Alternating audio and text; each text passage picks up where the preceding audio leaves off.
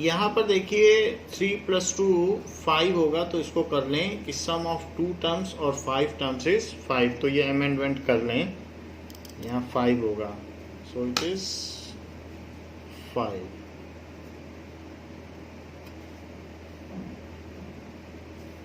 Now, next question is example 14. So let us see example 14. Example 14 कहता है कि find the sum of first 1000 positive integer. Find the sum of first 1000 positive integer. तो पहले पहला part करते हैं. 1000 positive integer क्या होगा? 1 2 3 से लेकर 1000. नाउ इसका सम अगर आपको करना है तो इसमें S1000 लेना पड़ेगा. इनका sum is equals to n/2. n कितना है? 1000 टर्म्स हैं, n/2. फिर 2 × a plus n-1 total terms -1 × d. d कितना है? d यहाँ 1 है. तो ये सारी चीज़ें आप अलग से लिख लें कि a 1 है, d is equal to 2 - 1 is equal to 1, ऐसे लिख लें. और मेन फार्मूला भी लिख लें Sn का कि Sn is n/2 2a + n-1 × d. तो ये सारी चीज़ें यहाँ लिख ली जाएंगी. और n की वैल्यू 1000 भी दी है और Sn पूछा गया है. So what is Sn? It has been asked. So it is equals to 500 and 2 plus 999. So it is equals to 500 into 1001. ये हो गया. तो आप पहले इसमें 5 से मल्टीप्लाई कर लें तो 5005 और 20 आप और एक्स्ट्रा लगा दें. सो ये हो गया. So it is the sum of 1000 terms. Now we will do the second part. ये तो फर्स्ट पार्ट है. सेकेंड पार्ट कहता है कि find the sum of first n positive terms. So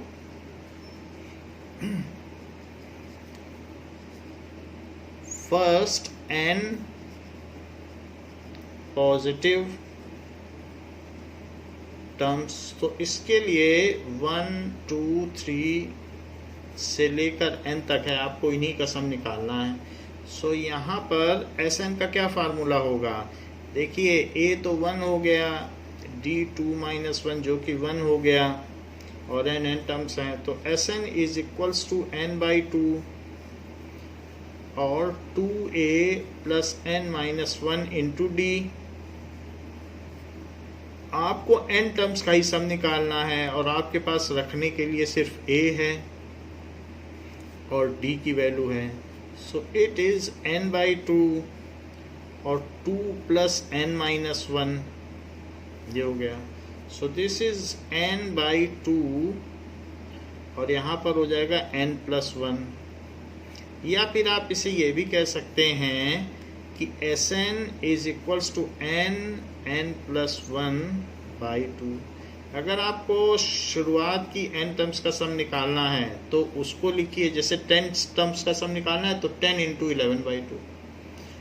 20 terms का सम निकालना है तो 20 × 21/2. तो 10 × 11/2 करोगे 55 आ जाएगा, जैसे हमने पीछे किया.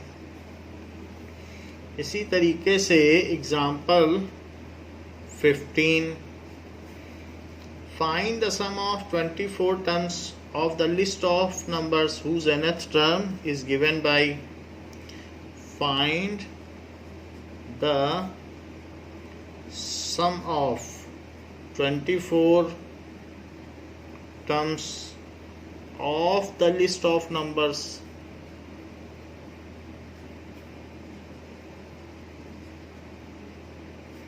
whose nth term is given by. Whose nth term is given by, nth term का फार्मूला कह रहा है कि दे रहा है, और आपको पहले तो सारी टर्म्स ही निकालनी पड़ेंगी, बाद में आप सब निकालोगे। तो इस फार्मूले से कह रहा है कि फर्स्ट सेकंड थर्ड फोर्थ पहले सारी टर्म्स निकालो, फिर a निकालो, फिर d निकालो, फिर 24 टर्म्स का सम निकालो। तो इससे a1 तो निकालें पहले, तो ये nth टर्म का फार्मूला है, तो मैं an में a1 रख दूं तो फर्स्ट आ जाएगी। 3 प्लस 2 इंटू 1, n की जगह 1 डालोगे फर्स्ट टर्म आ जाएगी। So this is equals to 3 plus 2 जो कि 5 है। a2 निकालिए, सो 3 प्लस 2 इंटू 2 जो कि 3 प्लस 4, ये 7 हो जाएगा। a3 निकालिए, a3 निकालने के लिए 3 प्लस 2 इंटू 3 करिए, जहाँ जहाँ n हो वहाँ पे वो वैल्यू डाल दीजिए। 3 है तो n की जगह 3 डालना है, थर्ड टर्म चाहिए तो 3 डाल दें। तो ये nth टर्म का फार्मूला दे रहा है, दैट इज 3 प्लस 6 जो कि 9 है। सो हमारी AP बन गई 5 7 9। सो सीक्वेंस, अभी ये AP है या नहीं ये तो नहीं अभी इसने बोला है, तो हमें AP पता करना पड़ेगा। तो इसलिए अभी सिर्फ सीक्वेंस लिखो, सीक्वेंस इज 5 7 9, ऐसे आपको चला जाएगा। अब आप लिख लीजिए कि a2 minus a1 is equals to 7 minus 5 जो कि 2 है, और a3 माइनस a2 जो कि 9 माइनस 7 है वो भी 2 है। एज ak माइनस 1 किसी भी टर्म से पिछली टर्म घटाने पर is same for all terms. So given sequence is AP। Given progression भी लिख सकते हो, गिवन प्रोग्रेशन और सीक्वेंस एक ही होते हैं। Is arithmetic progression with a is equals to, पहली टर्म क्या है, a is equals to 5, d कितना है, सब में 2 2 का डिफरेंस आ रहा है, तो d की वैल्यू 2 हो गई। कितनी टर्म्स चाहिए, 24 टर्म्स का सम चाहिए, तो n कितना हुआ 24, पूछा क्या गया है S24। तो जब ये सारी चीज़ें पूछी गई हैं तो सबसे पहले हम बेसिक फार्मूला लिख लें जिसका कि हाफ मार्क्स है, that is n minus 1 into D. अब इसी में आप 24 डाल दें।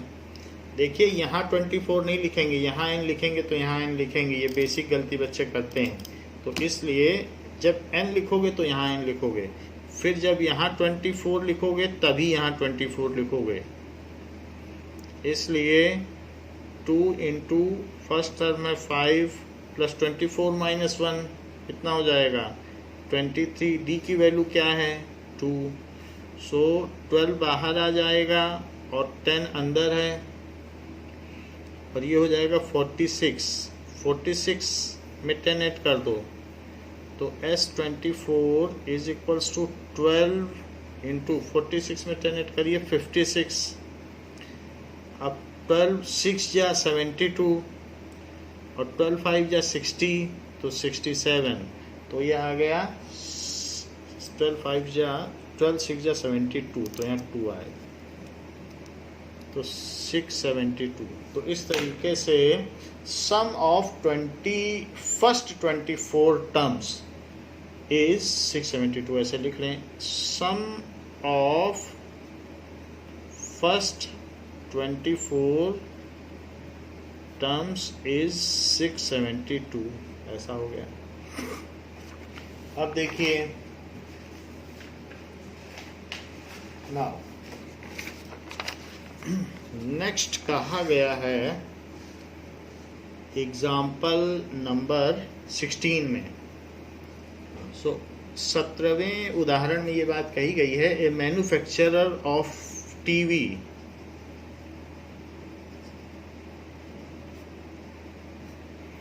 Manufacturer of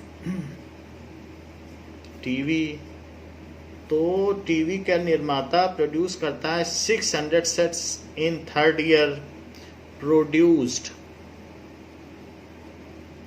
600 sets in the third year. जब भी उसने अपनी कंपनी खोली थर्ड ईयर उसमें उसने 600 सेट बनाए and 700 sets in seventh year.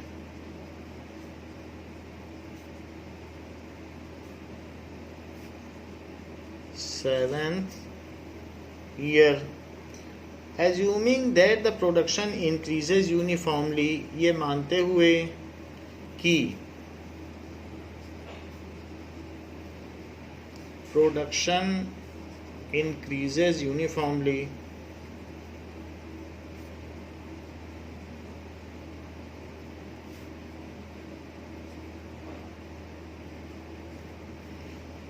by a fixed number every year, by a fixed number every year, uniform बढ़ रहा है उसका. Find the production in first year. The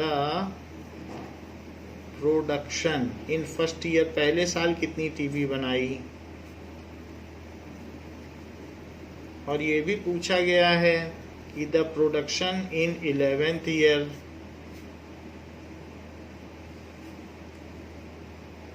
और ये भी कहा गया है the total production in first 7 year. Sum भी पूछा गया है. The total production in first 7 year. First 7 years. तो जब भी सम लिखें तो लिखें first 20 terms, first 25 terms. First लिखना जरूरी है, ये नहीं कि कहीं से भी 25 टर्म्स. फर्स्ट का इंपॉर्टेंस है. नाउ अब जैसे इसमें इसने दे दिया कि 600 सेट थर्ड ईयर में बनाए गए. So let A1, A2, A3 represent number of TV sets manufactured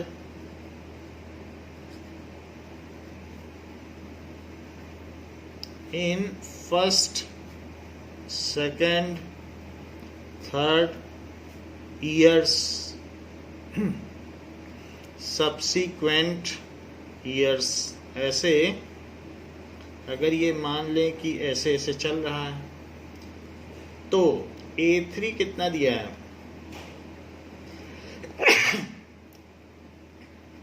is equals to 600.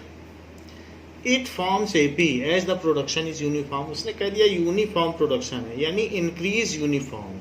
अगर यूनिफॉर्म इंक्रीज है तो कॉमन डिफरेंस सेम होगा. It is AP as increase is uniform.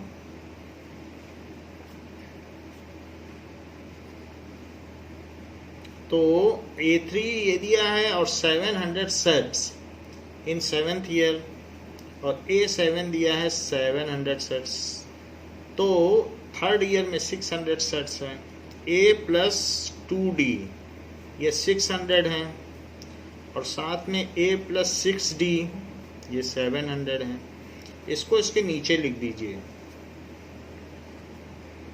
A plus 6D जो कि 700 हैं, और इनको सब्ट्रैक्ट कर लें.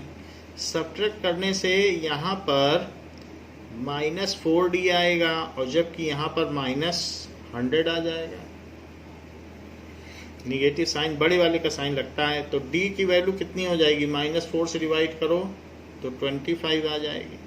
अब D आने पर हमें A भी पता करना है, तो किसी एक इक्वेशन में मैं इस वाले में डाल दे रहा हूँ. A plus 2D is 600.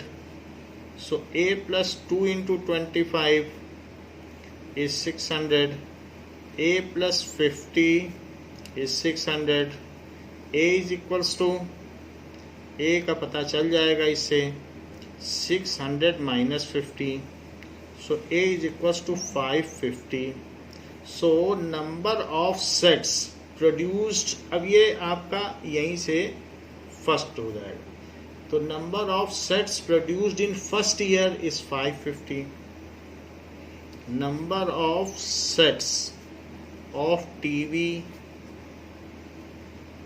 Produced in first year is 550। फिर सेकंड में पूछ रहा है कि 11th ईयर में कितने टीवी बनाए गए, तो A11 पूछ रहा है। A11 is A plus 10D, जबकि A 550 आ चुका है और D 25 आ चुका है, तो इनकी वैल्यूज डालकर हम A11 निकाल लें। प्लस 10 इंटू 25, तो ये 550 और प्लस 250, ये हो जाएगा 800। So 800 sets are produced in 11 years। So 10th year पूछा गया, हमने 11th कर दिया, क्वेश्चन में गड़बड़ उतार दिया, इसको 10 ईयर करो क्योंकि बुक में 10 ईयर्स। तो 10 ईयर होगा तो फिर चीज़ें बदल जाएंगी यहाँ पे, फिर यहाँ ये भी 10 हो जाएगा और ये कितना हो जाएगा 9D, फिर ये चीज़ें बदल जाएंगी। सो अब देखो 10 ईयर का पूछा गया है तो A प्लस 9D हो जाएगा, 9 से मल्टीप्लाई करो इसको तो 225, 225 को इसमें ऐड करो तो 775। So 775 TV sets are produced in 10th year. 775 TV sets are produced in 10th year. हर साल वो D25 है तो 25 एक्स्ट्रा सेट प्रोड्यूस कर रहा है। कोई भी कंपनी है तो बढ़ना चाहती है तो हर साल 25 बढ़ जाते हैं। थर्ड, अब उसने कहा है कि टोटल 7 ईयर्स में उसने कितने सेट्स प्रोड्यूस कर दिए, तो S7 निकालो। अगर आप S7 नहीं निकालना चाहते हैं तो पहले फार्मूला लिख दीजिए, तो उसके भी मार्क्स हैं। Sn लिखिए, n/2 2a। अब लिखिए S7 लिखोगे तो यहाँ 7/2 लिखोगे तो यहाँ 2 इंटू 550 और प्लस 7 माइनस 1 जो कि 6 हुआ और D की वैल्यू 25 डाल दीजिए, ये हो गया 7/2। और अंदर क्या हो गया कि 1155 है तो 110, तो 1100 और 6 से मल्टीप्लाई कर दो, तो 6 से मल्टीप्लाई करोगे तो 150। अब S7 कितना हो जाएगा, सो 1250, 7/2 इंटू 1250, इसको हमने ऐड कर दिया तो 2 से इसको करेंगे तो 625 और 625 में 7 का मल्टीप्लाई करो तो 7 5 जा 35, 7 2 जा 14 और 7 6 जा 42। So total number of sets produced in first 7 years is this are the total number of TV sets produced या manufactured in first 7 years। First वैसे लिख लो, ठीक है, वर्ड में इन फर्स्ट 7 years, फर्स्ट 7 years ऐसा होगा। तो कितने सेट्स प्रोड्यूस किए गए पहले 7 सालों में, that is 4375 number of sets are produced in first 7 years। अब देखें एक्सरसाइज 5.3। सो जो एक्सरसाइज 5.3 है वो सम पर ही बेस्ड है, जो sum of n terms of AP पर ही है आधारित एक्सरसाइज है। तो फर्स्ट क्वेश्चन करिए, find the sum of following AP. Find the sum of, पहली बात कह रहा है फॉलोइंग एपी, एपी तो दे ही रहा है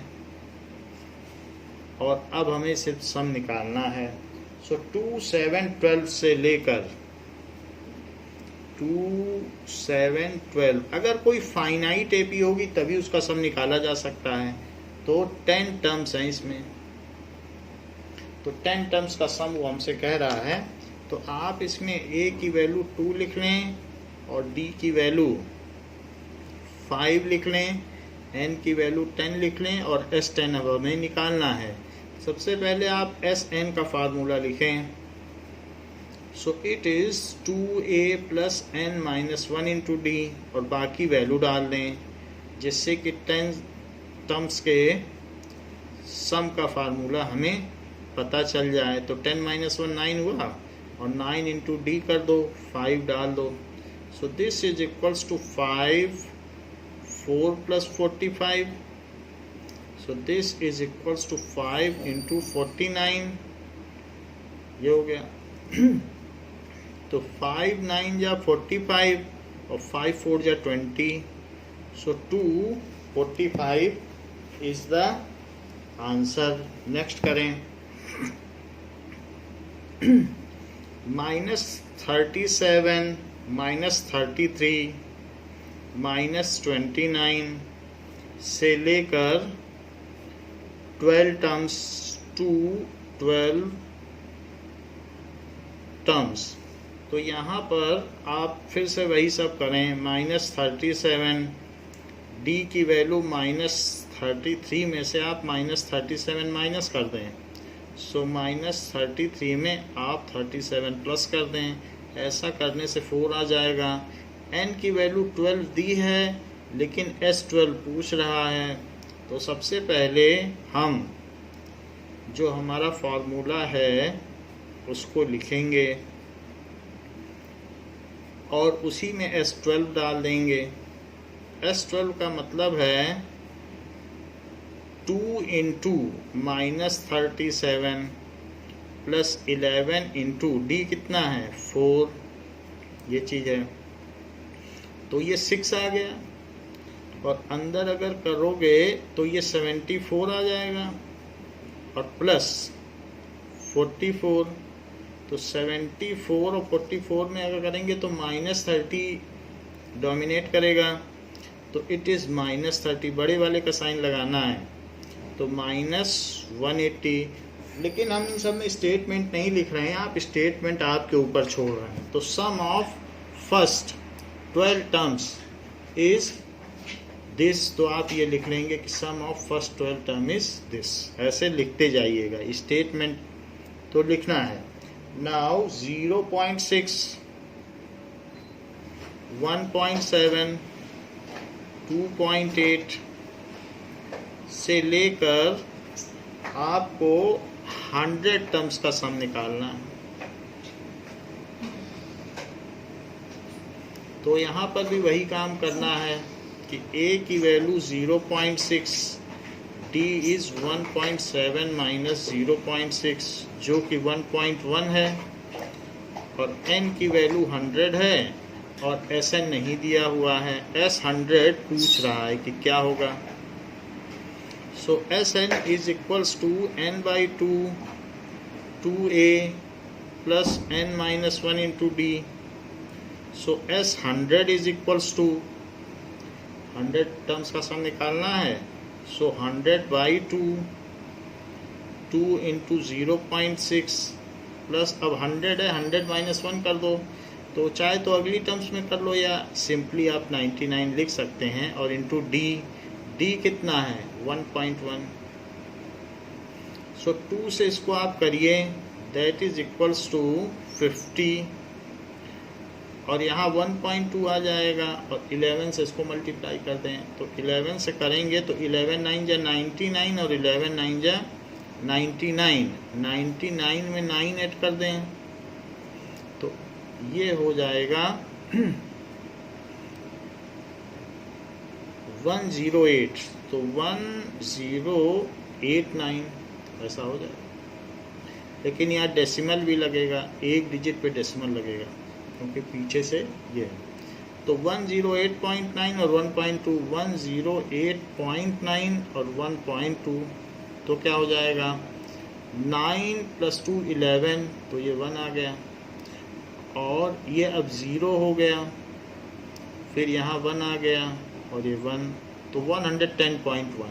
सो इट इज़ 50 इंटू 110.1. अब इसमें 50 का मल्टीप्लाई करना है, तो 50 से कर दो 5 से, 5505 और एक और 0 लगा दो, डेसिमल लगा दो, तो 5505.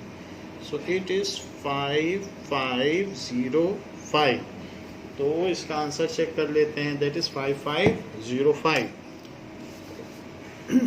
उसके बाद में आप स्टेटमेंट अवश्य लिख दें कि 100 टर्म्स का सम दिए गई समांतर श्रेणी के 100 पदों का योग इतना है. तो ऐसा लिख देंगे तो उसके मार्क्स हैं. नाउ फोर्थ, 1/15, 1/12, 1/10 से लेकर 2. तो अगर 2 लगेगा तो भी कॉमा लगेगा. 2 11 टर्म्स, तो बुक ने यहाँ कॉमा दिया है, 2 पे भी कॉमा दिया है. इस तरीके से इसका a कितना हो गया, 1/15. अब d कितना हो गया, 1/12 माइनस 1/15. तो 15 का टेबल पढ़िए, जहाँ दोनों कॉमन आ जाए, वैसे 60 पे कॉमन आ जाते हैं, तो इसलिए 60 इसका एलसीएम होगा. सो 5 - 4 जो कि 1/60 होगा. तो d की वैल्यू आ गई है. n हमको दिया है 11, लेकिन हमें S11 नहीं दिया है. सबसे पहले आप Sn का फार्मूला लिखें और उसके बाद उसमें जो भी वैल्यूज़ हैं वो डाल दें. तो S11 इज़ 11/2. 11 टर्म्स का सम हमसे पूछा गया है, तो 1/15 a की वैल्यू डाल दी, और 11 - 1 क्या होता है, 10, और d कितना दिया है, 1/60. तो 11/2 और अंदर आया 2/15 और 0 0 कट गए, तो 0 से 0 कट कर दीजिए, तो 1/6. सो 15 और 6 का एलसीएम 30 आता है. तो 15 2 जा 30, तो यहाँ 4 आ जाएगा, और 6 5 जा 30, तो यहाँ 5 आ जाएगा, और 11/2. तो इस तरीके से 11/2 इंटू 9/30, ये 3 से कट जाएंगे, 3 जा 9 और ये 10 आ जाएगा. So it is 33/20. इसको चेक कर लेते हैं कि इसका आंसर 33/20 है क्या. Yes, it is 33/20. नाउ इसका फिफ्थ पार्ट देखें. फिफ्थ पार्ट है, फिफ्थ पार्ट इसमें नहीं है, फोर्थ पार्ट ही है. Now let us go to question number 2. तो क्वेश्चन नंबर 2 क्या है, क्वेश्चन नंबर 2 में कहा है find the sum given below. फिर से वही बात कही गई है, find the sum given below. थोड़ा सा डिफरेंस है, इस बार n नहीं दे रहा है.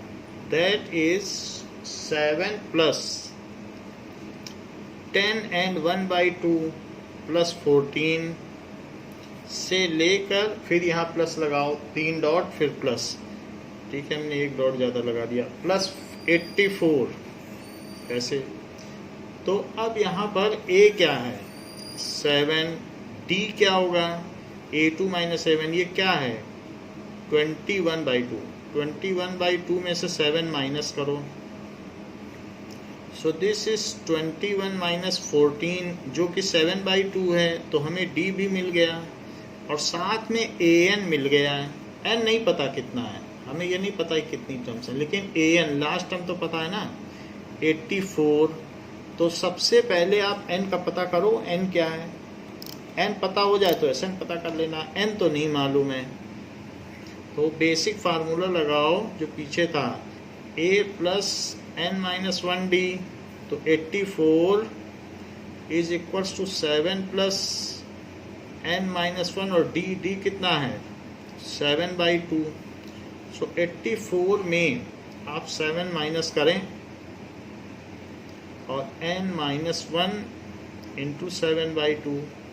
तो 84 में से 80 दैट इज 77 आ जाएगा, इज इक्वल्स टू n-1।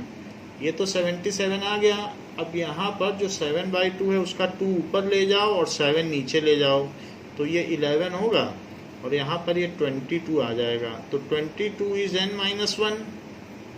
तो फिर n कितना होगा? 23। जबकि हमको n का पता चल चुका है, तो अब हमें ये पता चल गया है कि ये 23 टर्म्स हैं।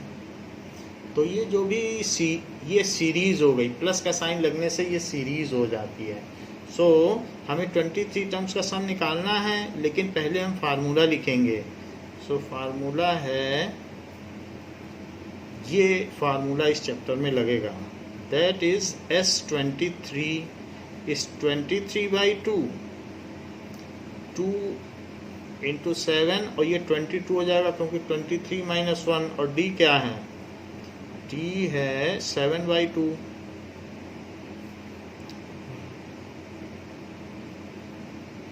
अब देखो 2 से इसको कट करो, 11 आया और 11 से 7 को मल्टीप्लाई कर दो, तो इनको जोड़ने पर क्या आ जाएगा? 7, 8, 9, ये आ जाएगा 91। इतना आ जाएगा 91। कोई चीज़ किसी से कट नहीं रही है, तो 91 में 23 से मल्टीप्लाई करो, तो 3 1 जा 3, 3 9 जा 27। अब 2 से करो, सो 182, 182। सो 3 9 0 2 2093 आया। तो 2093/2 S23, इसका आंसर एक बार देखना पड़ेगा। सो ये चीज़ है 2093/2। इसको इन्होंने मिक्स्ड फ्रैक्शन में दिया है, तो हम भी मिक्स्ड फ्रैक्शन में लिख लें। तो 2 1 जा 2, 2 0 जा 0, 2 4 जा 8 और 2 6 जा 12 और फिर 1 बच जाएगा, तो 1/2। तो ये चीज़ यहाँ पर ऐसे दी है। तो आप लिख लेंगे कि sum of first 23 terms, sum of 23 terms ना लिखिएगा, फर्स्ट 23 टर्म्स, क्योंकि जो मैथमेटिकल डिसिप्लिन है उसके महत्व होते हैं। तो ऐसे लिख देंगे इज दिस। अब देखिए, इसी में एक और क्वेश्चन दिया है, इसी का सेकंड पार्ट। तो उसमें भी पहले हमें n का पता करना पड़ेगा। सेकंड पार्ट है 34 प्लस 32, ये भी सीरीज के टर्म्स में दिया है। जब प्लस लग जाए तो सीरीज बन जाती है, प्लस 10। तो ये घटती हुई AP है, घटते घटते 10 तक पहुंच गई। तो जहाँ पर A की वैल्यू 34 है और D की वैल्यू 32 - 34 जो कि -2 है, और AN 10 है आखिरी टर्म, लेकिन n का पता नहीं चल पा रहा है। तो AN is equals to n-1D, तो जिसे 10 लिख लिया जाए, और n तो पता ही नहीं है, और यहाँ -2 लिख लिया जाए। सो n-1 इंटू -2, तो यहाँ कितना आ जाएगा? -24, और उसी के नीचे -2 से डिवाइड कर दीजिए। ये n-1 हुआ। यदि इनको हम डिवाइड करेंगे तो 12 आ जाएगा, और उस 1 को इधर जोड़ने पर 13 आ जाएगा। So there are 13 terms in series, जो भी है AP में 13 टर्म्स हैं, लेकिन हमें इनका सम चाहिए। तो उसके लिए आप पहले जो उसका प्रिस्टाइन फार्मूला है वो लिखें, और फिर उसके बाद वैल्यू डालें। तो इसके मार्क्स हैं S13 इस 13/2, 2 इंटू 34 और प्लस n-1, n-1 तो 13 -1, और D की वैल्यू क्या है? -2, तो -2 भी डाल दें और बड़ा ब्रैकेट भी लगा दें। ब्रैकेट क्लोज करना जरूरी है। सो दिस इज 13/2, 68, और 12 में -2 का मल्टीप्लाई करो, तो 12 में -2 का मल्टीप्लाई करोगे तो -24। सो 13/2 और 24 इसमें सब्ट्रैक्ट कर दो तो 44, और 2 से इसको कट कर दिया तो 22, 13 2 जा क्या होता है 26 और 13 2 जा 26 और प्लस 2 तो 28 286 आना चाहिए। एक बार चेक करते हैं, इट इज़ कमिंग एज 286, तो ये करेक्ट है। अब आप लिखेंगे, देखिए कंक्लूडिंग स्टेट में क्या लिखेंगे, सम ऑफ फर्स्ट, जो भी टर्म्स है, कितनी टर्म्स थी 13 टर्म्स इज 286। अगर प्लस 10 लिखा है तो ये उसकी टर्म है, और 210 टर्म्स तो उसका मतलब है कि 10 टर्म्स का निकालना है, तब तो n दिया है और ये इसकी लास्ट टर्म है। थर्ड देखिए, कहा गया है कि -5 प्लस -8 प्लस -11 -3 इसका d है, -3 जोड़ते चले जा रहे हैं, और फिर लास्ट टर्म दिया है -230, तो यहाँ प्लस पे छोड़िए, 3 डॉट लगा के फिर प्लस करिए, तो हमें सभी टर्म्स दी गई हैं। a की वैल्यू -5, d की value -8 -5, that is -8 plus 5, that is equals to -3, तो हमने d निकाल लिया। अब हमें Sn दिया है -230, Sn नहीं दिया है, An दिया है, ये nth टर्म है, दैट इज An दिया है -230 और n नहीं दिया है। तो जब n नहीं दिया है तो हमें एक फार्मूला लगाना पड़ेगा, a plus n minus 1d। इस फार्मूले के लगा देने से हमें n का पता चल जाएगा, -5 प्लस n माइनस 1, n का पता नहीं है, d क्या है -3, -5 उधर ले जाइए तो क्या होगा, इधर बचेगा -3 और ये हो जाएगा 225, वो भी निगेटिव का, और अगर मैं उसमें -3 से डिवाइड कर दूं तो उधर n-1 बचेगा।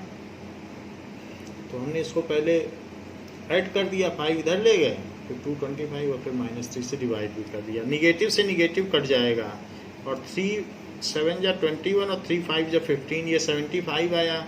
और अगर उस 75 में मैं 1 जोड़ दूं तो ये पता चल जाएगा 76। कितनी सारी टर्म्स हैं इसमें, 76 टर्म्स हैं।